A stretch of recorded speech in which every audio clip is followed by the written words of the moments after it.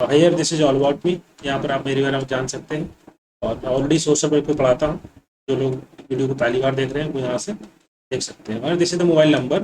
कोई भी आपको क्वेरी है, कोई डाउट है regarding social work UGC net subject, उस पर आप कॉल कर सकते हैं, इसी मेल कर सकते हैं। और ये टेलीग्राम चैनल, इसको आप जरूर ज्वाइन कर लीजिए।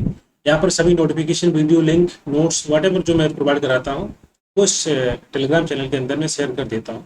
आप इस बारकोड को स्कैन कर लीजिए और आप इसको टेलीग्राम चैनल को ज्वाइन कर सकते हैं। Okay, and before begin this is the course, these are the courses. जो लोग, अगर आप ज्वाइन करना चाहते हैं कोर्सेज को, आप ज्वाइन कर सकते हैं। क्रैश कोर्स है। ओके, लॉजिकल रीजनिंग में दिक्कत हो रही है। ओके, देखिए जिस दिन पेपर होता है ना उस दिन का पेपर आप सॉल्व करिए और देखिए कि किस टॉपिक से, किस चैप्टर से आपको क्वेश्चन नहीं आ रहे हैं, और उसका रिवाइज करिए आप। ठीक है, डेली आपको यही करना है। इसलिए जो है अभी हमारे पास टाइम है, एक महीने के अंदर आप अच्छे से पढ़ पाएंगे सभी चैप्टर। जैसे फॉर एग्जांपल यहाँ पर लिखा हुआ है कि लॉजिकल रीजनिंग में प्रॉब्लम है, तो जो लॉजिकल रीजनिंग का चैप्टर है उसको आप पढ़ लीजिए अच्छे से, है ना। नेक्स्ट डे कोई एग्जाम होगा, उसका जो पेपर आएगा उस पेपर को सॉल्व करना है। फिर दोबारा देखना है कि कौन कौन से चैप्टर, कौन कौन सी यूनिट से क्वेश्चन हमको नहीं आ रहे हैं या डिफिकल्टी हो रही है सॉल्व करने में। Then solve these question also, उसकी थ्योरी को पढ़ना है आपको दोबारा, ऐसे करके प्रैक्टिस करनी है। ओके, कभी कभी क्या होता है कि फॉर एग्जाम्पल लॉजिकल रीजनिंग है, ओके, और आपने इसको अच्छे से नहीं पढ़ा है। फॉर एग्जाम्पल एग्जाम में यहाँ से क्वेश्चन आ गए, बहुत सिंपल क्वेश्चन आ गए, ओके, तो आपका क्वेश्चन मिस हो जाएगा। तो इट इज बेटर कि आप सब कुछ पढ़ के जाइए। ओके, सभी यूनिट 10 तक पढ़ के जाना है। कभी कभी एक ऐसा टॉपिक जो कि बहुत डिफिकल्ट होता है, आपको डिफिकल्ट लगता है, लेकिन एग्जाम में उससे बहुत ही सिंपल क्वेश्चन आ जाता है, राइट। तो कोई टॉपिक, कोई चैप्टर छोड़ के नहीं जाना है, सब पढ़ के जाना है। और हो सकता है कभी कभी कोई क्वेश्चन ऐसा आ जाता है कि जो बहुत आपको आसान लगता होगा जो चैप्टर, लेकिन एग्जाम में क्वेश्चन काफी डिफिकल्ट आ जाता है। So sometimes you have to, right, उसको क्वेश्चन को छोड़ना पड़ता है। सो इट इज बेटर कि आप सभी के सभी चैप्टर, सभी के सभी यूनिट पढ़ के जाएं। कहाँ से कैसा क्वेश्चन आ जाए, कहाँ से डिफिकल्ट आ जाए, कहाँ से सिंपल क्वेश्चन आ जाए, तो आपको छोड़ना कुछ नहीं है। Okay, mostly in maths, Dhananjay बस। ओके, मैथ्स में प्रॉब्लम हो रही है। मैथ्स में मैंने बताया था कि आप डेली प्रैक्टिस करिए, डेली एटलीस्ट 10 क्वेश्चन सॉल्व करना है आपको। एक डीआई सॉल्व कर लीजिए, और बाकी क्वेश्चन जो है परसेंटेज या जो एवरेज, और वाट एवर जो C I P, S P C P percentage question जो होते हैं उनको सॉल्व कर लेना है। Good evening Jyoti Gupta, good evening. जी पूछिए।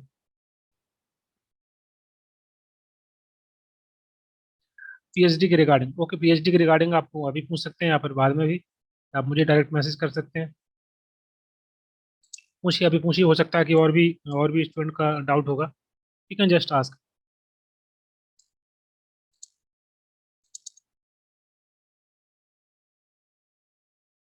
Okay, so we have discuss 20 question in the last class, right.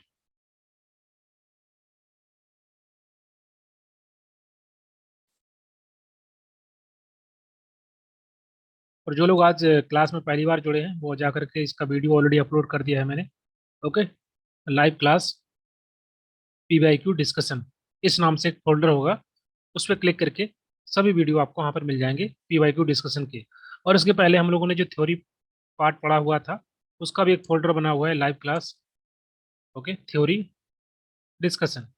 वहाँ से आप थ्योरी पढ़ सकते हैं। एटलीस्ट उसमें जो यूनिट 5 है उसको आप अच्छे से पढ़ लीजिए, उसको मैंने डिटेल में पढ़ाया हुआ है, तो वहाँ से आपका रिवीजन हो जाएगा। ओके, ये क्वेश्चन हम लोग डिस्कस कर चुके थे। क्वेश्चन नंबर 21, क्वेश्चन को पढ़िए और इसका आंसर दीजिए। यहाँ पर क्वेश्चन पूछा जा रहा है, industrial social work is a systematic way of, देखिए क्वेश्चन आप पढ़िए, आप पढ़ के आंसर दीजिए, इसके बाद मैं एक्सप्लेन करूंगा। Both A and R true. Okay, so यहाँ पर कौन सा आंसर होगा? Option C, option D. And also check the reason is the right explanation of A और नॉट। आपको यहाँ पर ये भी देखना है कि जो रीजन दिया है क्या वो सही एक्सप्लेन करता है असर्शन को।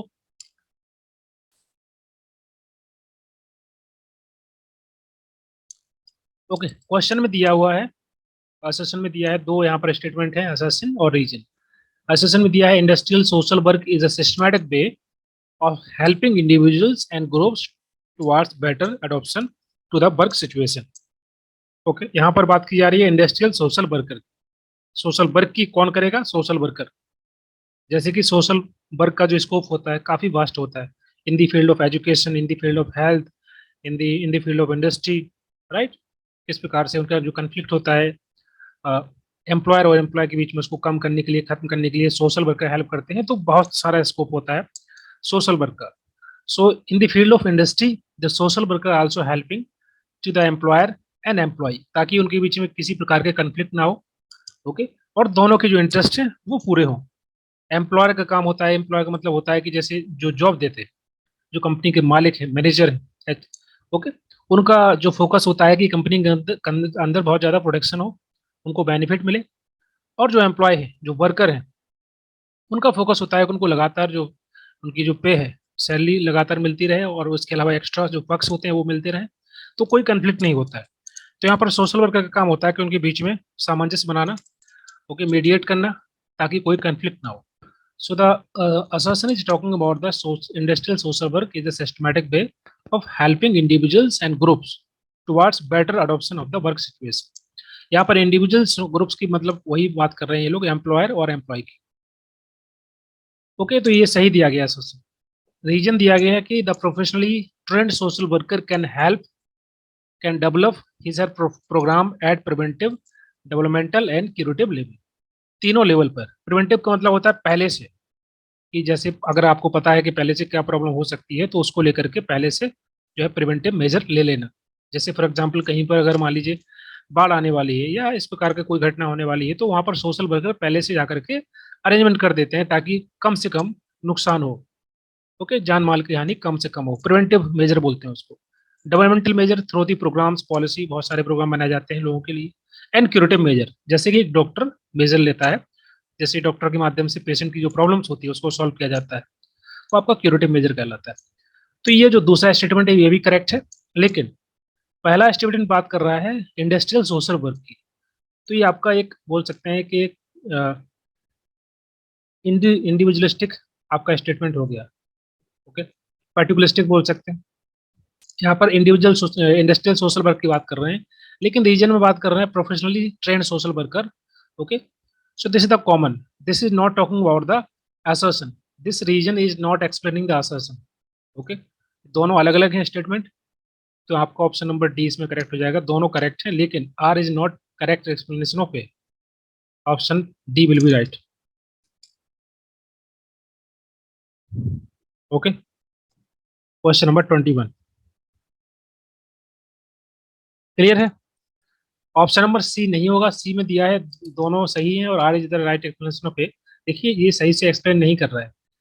ओके, ये पर्टिकुलर आपका स्टेटमेंट है। ओके, ये यूनिवर्सल स्टेटमेंट है। पर्टिकुलर क्यों है? क्योंकि यहाँ पर इंडस्ट्रियल सोशल वर्क की बात की जा रही है, और ये यूनिवर्सल स्टेटमेंट है क्योंकि यहाँ पर बात कर रहे हैं प्रोफेशनली ट्रेंड सोशल वर्कर। तो ये जो सोशल वर्कर होंगे कहीं पर भी काम कर सकते हैं। ओके, ये किसी भी सेक्टर में, हेल्थ में, एजुकेशन में, इंडस्ट्री में, अदर सेक्टर्स में। ओके, तो this is the kind of बोल सकते हैं universal statement, and this is the particular statement. तो दोनों में आपस में इनका कोई मेल जोल नहीं है, इसलिए ऑप्शन नंबर डी करेक्ट होगा।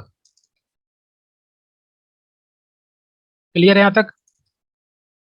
क्वेश्चन नंबर 22, इसको आपको यहाँ पर बुक्स एंड ऑथर के नाम दिए गए हैं, पब्लिकेशन, तो आपको सही क्रम में लगाना है। Okay, from the earliest to the most recent. Sir मेरा असर्शन एंड रीजन वाले क्वेश्चन में बहुत प्रॉब्लम होती है। देखिए, assertion reason question totally based on the subjectivity. Okay, जो क्वेश्चन जिसने बनाया है उसने अपनी सब्जेक्टिविटी यूज की है, और जब आप क्वेश्चन को पढ़ते हैं, समझते हैं, तो वहां पर आप अपना सब्जेक्टिविटी यूज करते हैं कि आप क्वेश्चन को कैसे समझ रहे हैं, और जो बनाने वाला है, जिसने क्वेश्चन बनाया है, उसने क्वेश्चन को कैसे समझा है। ओके, लेकिन कुछ चीजें होती हैं, हिंट होती है, जो कि आपको क्वेश्चन में दिख रही होती है प्रॉपर। जैसे कि यहाँ पर प्रॉपर दिख रहा है कि ये kind of industrial social work की बात कर रहा है, और रीजन बात कर रहा है प्रोफेशनली ट्रेंड सोशल वर्कर। तो ये किसी भी चीज की बात कर सकता है। अगर हम बात करें सोशल वर्कर की, तो वो बहुत सारे प्रोग्राम्स बनाते हैं in terms of education, in terms of health, in terms of any problems, any particular society is facing, और फॉर एग्जांपल हेल्थ को लेकर के, डिजीज को लेकर के, इंडस्ट्री को लेकर के।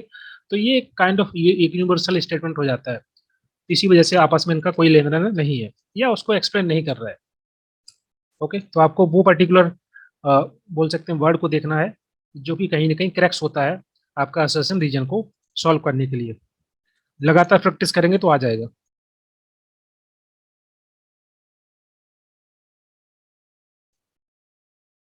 Okay, question number 22।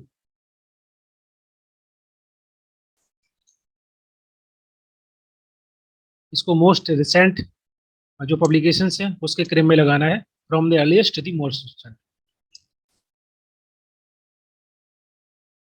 And this is the factual question, इसको आपको पता होना चाहिए। और बोल सकते हैं कि थोड़ा डिफिकल्ट है, क्योंकि जनरली हमको बुक्स एंड ऑथर के नाम पता होते हैं लेकिन उनकी ईयर जो होती है, पब्लिकेशन ईयर, वो नहीं पता होता है। So you can say this is the little bit difficult question. और इसके जो ऑप्शन दिए हैं वो भी बोल सकते हैं, जैसे ऑप्शन बी है सभी में, तो पहले बी आ जाएगा। Okay, anybody, the sociology of science, इसको कब पब्लिश किया गया? The Karl Das Kapital and the division of labour in society and the modernisation of Indian tradition community. Sociology, sociological study MacIver के द्वारा की गई थी। So anybody can mention the year along with the publication and the author name.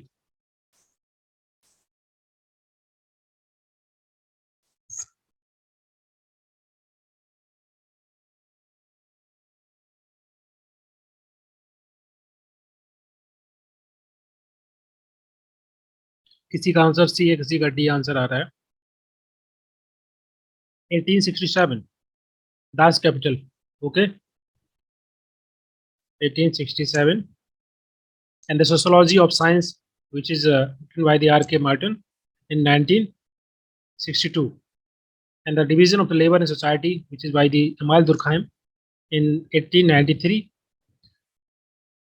and the modernization of Indian tradition, Yugandhar Singh के द्वारा इसको लिखा गया था 1973 में। एंड दिस बुक मैकाइवर के द्वारा लिखी कम्युनिटी या सोशोलॉजिकल स्टडी इन 1917। तो ये आपका पहला हो जाएगा। Okay, that will be first. उसके बाद सेकंड कौन सा होगा? That will be second, and that will be third and fourth and fifth. B C 1960। कहीं पर मिस्टेक हो गया क्या? B C E, okay okay ठीक है, A D C will be right answer. Okay, इस क्वेश्चन को याद कर लेना, ये जो सॉरी जो डेट है उनको याद कर लेना। Okay, question number 23। इस क्वेश्चन को पढ़िए और इसका आंसर दीजिए। This is very important question, most important. 95% chances होते हैं यहाँ से क्वेश्चन बनने के। ये प्रोविजन को लेकर के है, ओके, पेरोल को लेकर बन सकता है। So these are the similar concept we have to understand here. इस क्वेश्चन का आंसर दीजिए।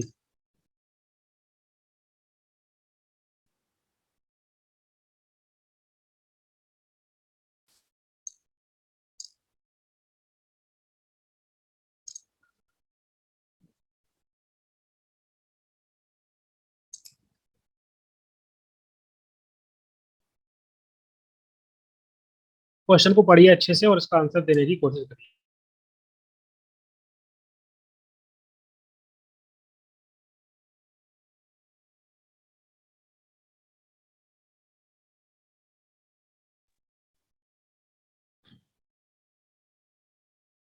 क्वेश्चन का आंसर डी आ रहा है, बीएससी।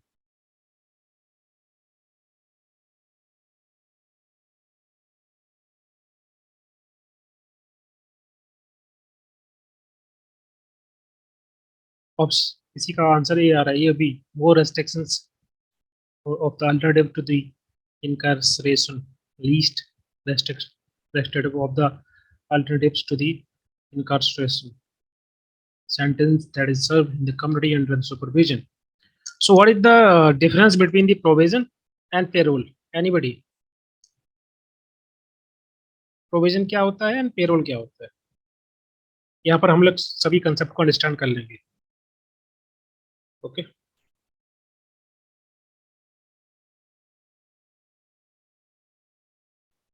ओके, प्रोविजन बेसिकली उनको दिया जाता है, उन सभी ऑफेंडर्स को, ओके, जिन जो कम्युनिटी के अंदर रह सकते हैं, ओके, उनको जेल नहीं होगी, कम्युनिटी के अंदर रह सकते हैं अंडर द सुपरविजन। ओके, जो प्रोविजन ऑफिसर होगा उसको लगातार उसको अपडेट करना होगा, उसके अंडर रहना होगा सुपरविजन में, instead of being in the jail और prison. That is called provision. और व्हाट इज पेरोल? एनीबॉडी? ये काइंड ऑफ टेम्पररी रिलीज होता है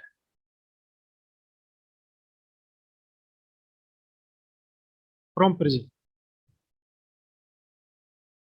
ओके, और जितने समय के लिए उसको रिलीज किया जाता है उसको लगातार जो है फॉलोअप देना पड़ता है उस समय के लिए। कुछ रेस्ट्रिक्शंस के साथ रह सकते हैं अंडर ऑब्जर्वेशन, बिल्कुल करेक्ट है।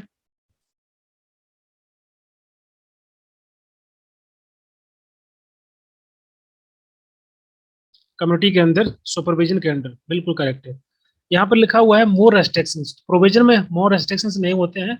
Okay, that is already living in the community but under some restriction, some kind of provision under the provision officer. Okay, उसको रेगुलरली अपडेट करना पड़ता है at fix period of time, लगातार उसको update देनी पड़ती है। वो किसी उस पर्टिकुलर ज्योग्राफी के बाहर नहीं जा सकता रहने के लिए, या ऐसे लोग जो कि क्राइम करते हैं, ऐसा उनका फ्रेंड सर्कल उनसे नहीं मिल सकते। ओके, इस प्रकार के कुछ रेस्ट्रिक्शंस होते हैं, काइंड ऑफ बोल सकते हैं कि, लेकिन that is very less restrictions. Okay, but sir second ही ट्रीटमेंट होगा। तो यहाँ पर जो लिखा है more strict restrictions of the alternative to, ये नहीं है। ओके, लीस्ट रेस्ट्रिक्शंस होते हैं, और a sentence that is serve in the committee under the supervision, जो कि मैंने यहाँ पर लिखा हुआ है कि जो प्रोविजन ऑफिसर होता है उसके अंडर लगातार regularly we have to update, we have to after fix period of time. So option number C भी करेक्ट हो जाएगा, बी और सी आपके करेक्ट होंगे, डी आंसर करेक्ट हो जाएगा।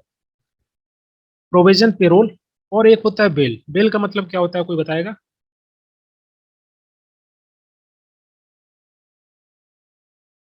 What is bell?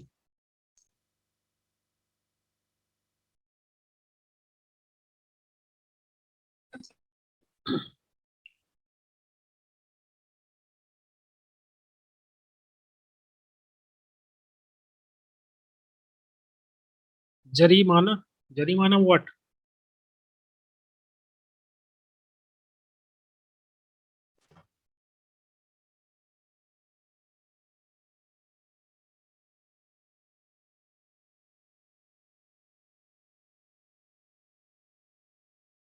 Temporary release prisoners? नहीं, हिंदी में, हिंदी वर्ड्स नहीं पता। ओके, तो बेल का मतलब क्या होता है? देखिए, बेल बेसिकली जैसे कई प्रकार के ऑफेंस होते हैं, कुछ वायलेबल ऑफेंस होते हैं, कुछ नॉन वायलेबल ऑफेंस होते हैं। तो जो नॉन वायलेबल ऑफेंस होते हैं, जैसे कि बहुत ज्यादा कोई गलत काम कर देना, जैसे कि फॉर एग्जांपल कोई टेररिस्ट एक्टिविटी करना, किसी को मार देना, या फिर जो हीनियस क्राइम होते हैं उनको करना, तो वो आपके नॉन वेलेबल ऑफेंस में आते हैं, तो उसमें जनरली बेल नहीं मिलती। लेकिन फिर भी उसमें भी बेल मिल जाती है। उसको कुछ जो बेल बॉन्ड होते हैं उनको साइन करके देना पड़ता है, इसके अलावा सिक्योरिटी देनी पड़ती है 2-3 लोगों को ले जा करके, राइट। तो उन लोगों को बेल मिल जाती है जिस पर्सन के द्वारा कोई क्राइम किया गया है, और वो कोर्ट में जाकर के या मजिस्ट्रेट वहां जाकर के बेल ले लेता है। उसके कुछ प्रोसीजर्स होते हैं, उनको फॉलो करना पड़ता है, बॉन्ड साइन करना पड़ता है, सिक्योरिटी दिखानी पड़ती है, कुछ पैसे भी देने पड़ते हैं। और साथ में ये बोला जाता है उसमें साइन करते समय कि जब भी जरूरत पड़ेगी कोर्ट में या फिर मजिस्ट्रेट ऑफिस में, जहां पर भी वो वहां पर प्रेजेंट होगा वो पर्सन, उसको बेल दे दी जाती है कि वो अभी जा सकता है। लेकिन जब जरूरत पड़ेगी, जब required at a time for the legal work, then they have to come back to the magistrate office और in the court, they have to present there. So that is called bail. दो प्रकार की होती है, मतलब दो दो kind of offence होते हैं। एक बेलेबल ऑफेंस होता है जहां पर बेल मिल जाती है, जनरली छोटे मोटे क्राइम होते हैं उसमें बेल जल्दी मिल जाती है। एक होता है नॉन बेलेबल ऑफेंस, जो कि हीनियस क्राइम होते हैं जहां पर बेल मिलना थोड़ा मुश्किल होता है। लेकिन कुछ ऐसे सेक्शन है इनके अंदर उनको भी बेल मिल जाती है। जैसे बहुत सारे पॉलिटिशियन हैं, वो सभी बेल पर ही घूम रहे हैं, राइट। उनके द्वारा बहुत सारे क्राइम किए गए हैं, लेकिन उनको बेल मिल गई है। तो कुछ बॉन्ड साइन करने पड़ते हैं, कुछ सिक्योरिटी दिखानी पड़ती है, कुछ पैसे दे करके जो है बेल मिल जाती है। हाँ, बेल मतलब जमानत होता है, जमानत, to paid some amount of fine और with bail. Okay, that is not kind of fine, वो बेसिकली सिक्योरिटी दिखाने के लिए कि this is the amount of money I am like paid कर रहा हूँ उसको। ओके, बॉन्ड के फॉर्म में, that is kind of bail bond. और सिक्योरिटी देनी पड़ती है दो लोगों की, दो लोग साथ में जाएंगे। इन केस अगर मान लीजिए वो पर्सन जो भाग गया, दूसरी कंट्री में, तो उन 2 लोगों को पकड़ा जाएगा जो लोग सिक्योरिटी देते हैं। ओके, उसको हम बेल बोलते हैं। Question number 24, content analysis is the method of data analysis, data collection, experimental research और सर्वे डिजाइन।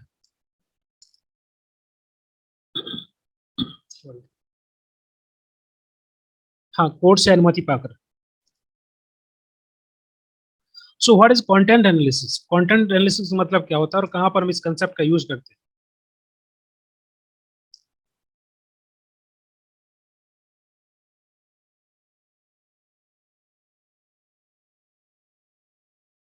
रिसर्च में यूज करते हैं। रिसर्च द ब्रॉड, राइट, कहां पर, किस कैटेगरी में?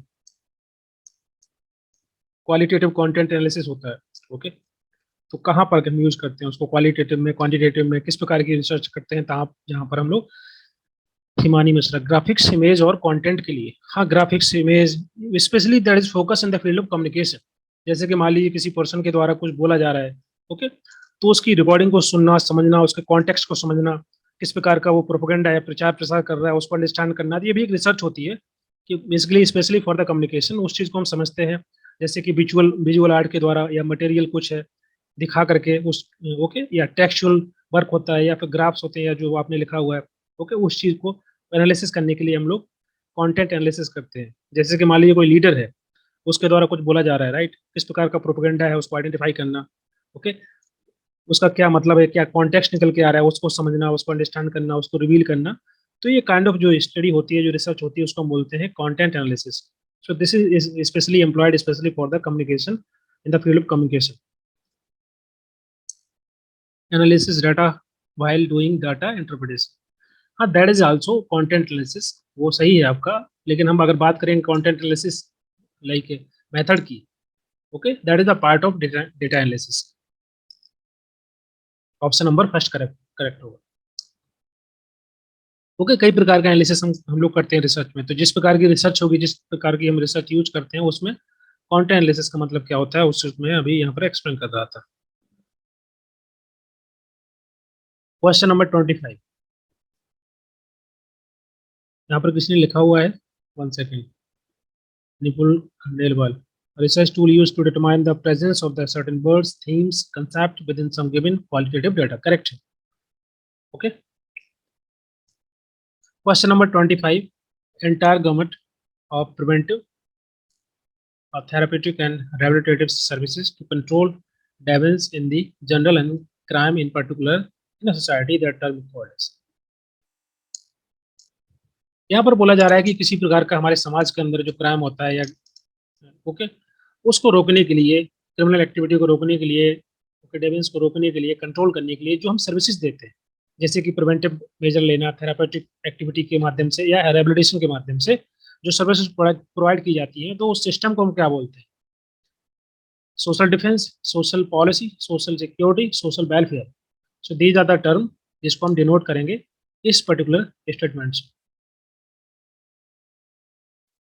ये जो स्टेटमेंट है, आई थिंक ये आपको समझ में आ गया होगा कि बेसिकली किसके बारे में बात कर रहा है। सोसाइटी के अंदर जो क्रिमिनल एक्टिविटी होती है, ओके, जो भी गतिविधि होती है, गलत गतिविधि, जिसके माध्यम से सोसाइटी के अंदर डिसहार्मनी बनाने की कोशिश की जाती है, तो उनको रोकने के लिए जो सर्विसेज प्रोवाइड की जाती है, उसको आपको बताना है। 20 से स्टार्ट हुआ है, हाँ बिल्कुल जी। Social defence, what is the meaning of social defence?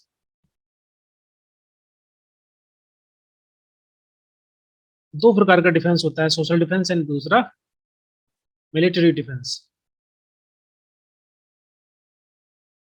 Rehabilitation defence में कैसे आएगा? देखिए, ये डिफेंस का मतलब वो डिफेंस नहीं है। सोशल डिफेंस का मतलब होता है कि हम यहाँ पर फोकस करते हैं। सो this is the method, okay, which is based on the philosophy of Mahatma Gandhi, okay, non violence. इसका मतलब क्या हुआ, भाई बता समझाते हैं।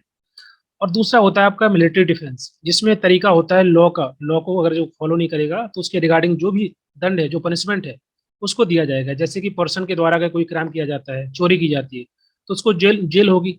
उसको अगर किसी पर्सन के द्वारा और बड़ा क्राइम किया जाता है, तो हो सकता है उसको फांसी हो जाएगी, राइट।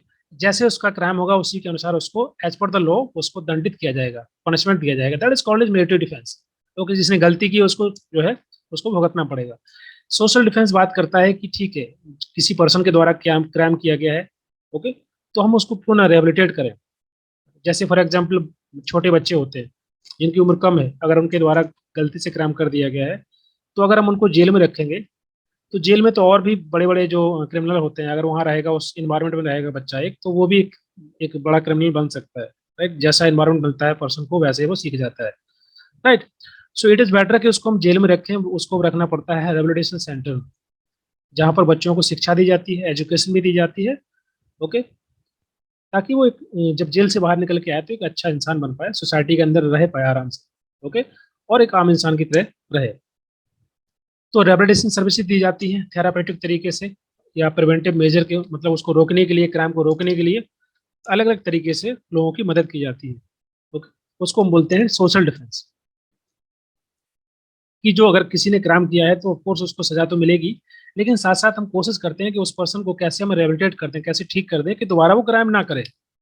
इस प्रकार से फोकस करता है social defence. So this is the non violence way of dealing with the criminal, okay, so that other will learn not to be commit crime again, बिल्कुल, ताकि कोई दोबारा क्राइम ना करे। Right, so this is called social defence. What is social policy, social security and social welfare, ये term के बारे में बताइए कोई।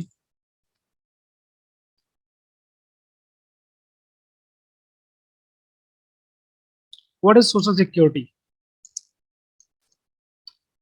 social welfare? Social policy means guidelines, okay, the guidelines which is followed by the policy maker, उनके माध्यम से जो प्रोग्राम्स बनाए जाते हैं सोसाइटी के लिए, सोसाइटी के लोगों के लिए, राइट, उनके वेलफेयर के लिए। And action against social contingency, बिल्कुल कोई भी सामाजिक आपदा है उसको रोकने के लिए ये focus on the social security. जैसे डिजीज है, वांट है, बेरोजगारी है, आइडलनेस है, उसको रोकने के लिए हम सोशल सिक्योरिटी इंश्योर करते हैं। और सोशल वेलफेयर क्या है, एक ऑर्गेनाइज सिस्टम है, ताकि जो हम एक, अगर हम बात करें सोशल वर्क में, सोशल वेलफेयर की, तो जो प्रोफेशनल सोशल वर्कर होते हैं या एनजीओ होते हैं, वो सर्विस प्रोवाइड कराते हैं सिटीजन्स को, जो वनरेबल सेक्शन है स्पेशली उनके लिए, ताकि वो एक अच्छी लाइफ जी पाए। मॉनेटरी सपोर्ट देना, बिल्कुल करेक्ट है। सोशल पॉलिसी मीन्स स्कीम जो समाज को दी जाती है। Social policy is the rule regulation for control and maintain the behaviour. हाँ, okay, that is fine. What social policy एक ब्रॉड टर्म है, उसमें कई प्रकार के पॉलिसी आ सकते हैं, ओके। सोशल लेजिस्लेशन भी आ सकते हैं, सोशल प्रोग्राम भी आ सकते हैं, सोशल वेलफेयर सर्विसेज भी आ सकती हैं, सोशल वेलफेयर स्कीम्स जो प्रोवाइड की जाती हैं वो भी आ सकती हैं सोशल पॉलिसी के अंदर। Policy is the kind of guidelines which they have to follow, okay. Next question number 26, two philosophical concept that underpin almost all social work ethics। यहाँ पर पूछा जा रहा है कि यहाँ पर चार जो यहाँ पर philosophical concept दिए गए हैं, थ्योरी दी गई है, जैसे डेंटियोलॉजी, टेलियोलॉजी, प्रिंसिपलिज्म एंड कॉन्सिक्वेंटलिज्म। ये चार थ्योरी हैं एथिक्स की, ओके। तो जो इनमें से दो थ्योरी ऐसी हैं जो कि जनरली सोशल वर्क में हम यूज करते हैं, सोशल वर्क एथिक्स में यूज करते हैं, तो कौन सी है।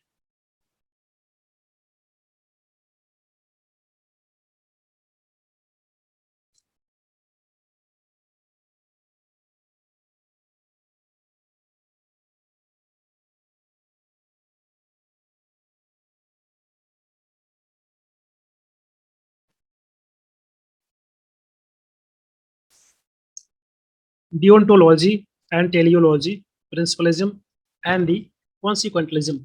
All four these are the concept, or you can say like philosophical ethical concept, जो कि यूज किए जाते हैं कहीं ना कहीं किसी न किसी सेक्टर में। और when we talking about the social work ethics, so these two concept like deontology and teleology we use. So what is the meaning of deontology and teleology and principalism and consequentialism? चारों का मतलब आपको बताना है।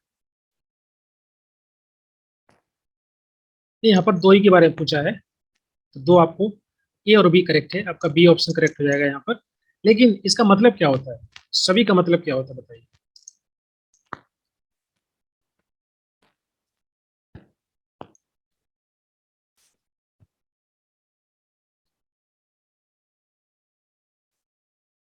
Based on the duty, these are the ethical concept or you can say theory that you have to follow every human beings, so dentology का मतलब क्या होता है? ये बेसिकली वर्क करता है on the principle of rule.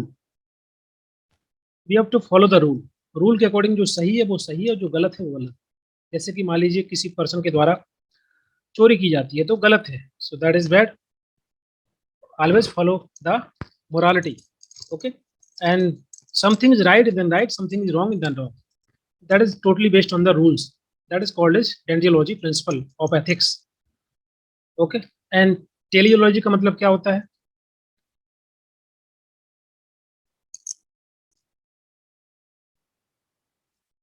Teleology basically बात करता है मोरालिटी की, कि मोरली सही क्या है। रूल्स तो अपनी तरफ है, एक साइड है, लेकिन जो आप एक्शन ले रहे हो उसका रिजल्ट क्या होगा। Good then no matter what is process, that is correct. जैसे फॉर एग्जांपल आपको झूठ बोलना है, okay, you are telling lie, ये गलत है अगर हम बात करें।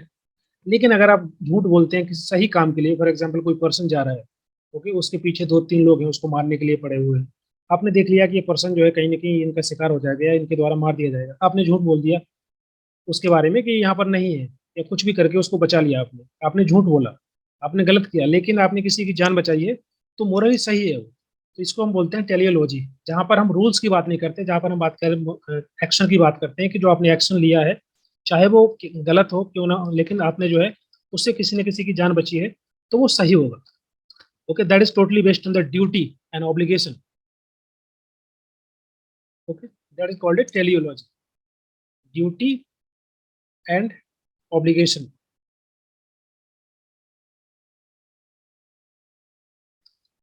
ओके, क्योंकि आपका एक्शन जो है वो राइट है।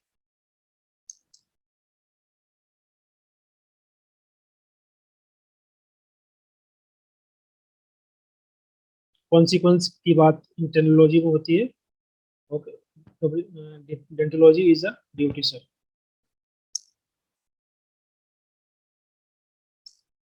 both are basically ethics na, you have to follow that one. That is totally focus on the rule, that is focus on the action. And principlism क्या होता है एंड कॉन्सिक्वेंटलिज्म क्या होता है, बताइए।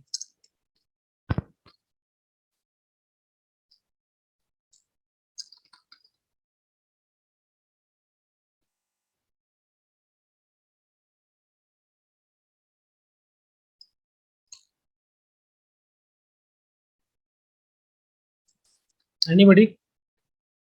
प्रिंसिपलिज्म हम लोग डिस्कस किए थे ना शुरुआत में, यूनिट 1 यूनिट 2 में। ये जनरली जो प्रिंसिपलिज्म कॉन्सेप्ट है, ये जो एथिकल थ्योरी है, ये फॉलो की जाती है आपका हेल्थ केयर सेक्टर में, okay.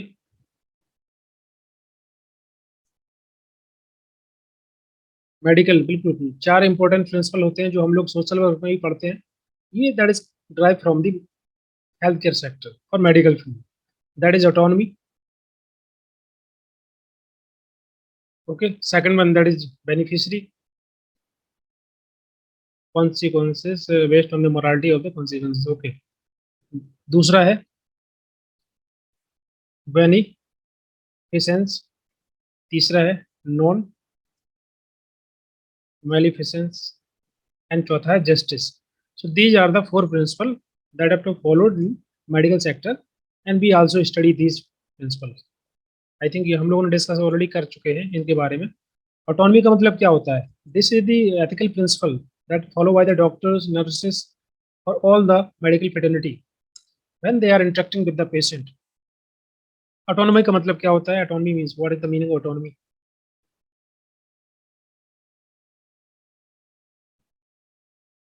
Anybody? Take one decision. Autonomy का मतलब होता है कि patient has the right to refuse और चूज द ट्रीटमेंट। उसको जो ट्रीटमेंट दिया जा रहा है उसको रिफ्यूज कर सकता है और उसको चूज कर सकता है। So patient has the right, so this is called as autonomy. So we have to respect the autonomy of the patient, that is the first one.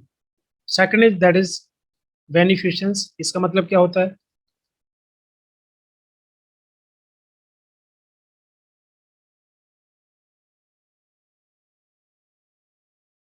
Anil Kumar Sahu, okay, clear है ना ऑटोनॉमी का मतलब क्या होता है? Basically that is totally based on the patient, that he have to choose the right decision. They want to take the treatment or they don't want to take the treatment. Okay, benefits क्या मिल सकते हैं? बेनिफिशियंस का मतलब ये नहीं होता है benefits क्या मिल सकते हैं, इसका मतलब होता है कि पेशेंट के बेस्ट इंटरेस्ट में क्या है, उसके लिए क्या बहुत ज्यादा सही होगा, उस चीज को प्रैक्टिस करना। Doctors should be act in the best interest of the patient, उसके लिए बेस्ट क्या हो सकता है उसके अनुसार वर्क करना, ना कि डॉक्टर के लिए क्या बेस्ट हो सकता है, वो कहाँ से पैसा कमा सकता है, ये नहीं। बेनिफिशियंस का मतलब होता है कि पेशेंट के इंटरेस्ट में काम करना, उसके भले के लिए काम करना, वो कितनी जल्दी ठीक हो सकता है, कम से कम पैसे में ठीक हो सकता है।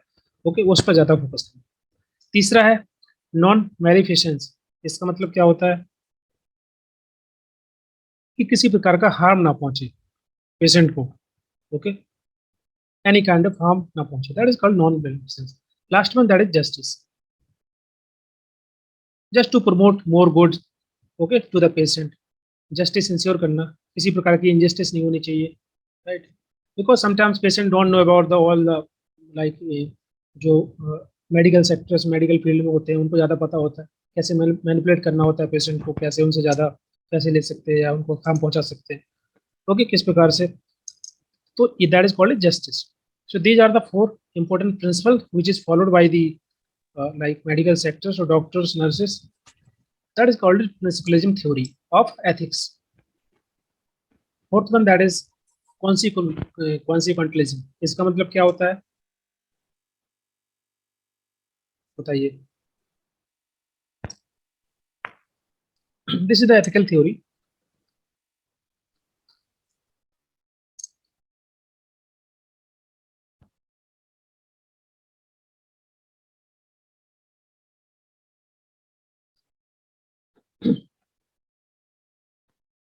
Anybody? What is the consequentialism?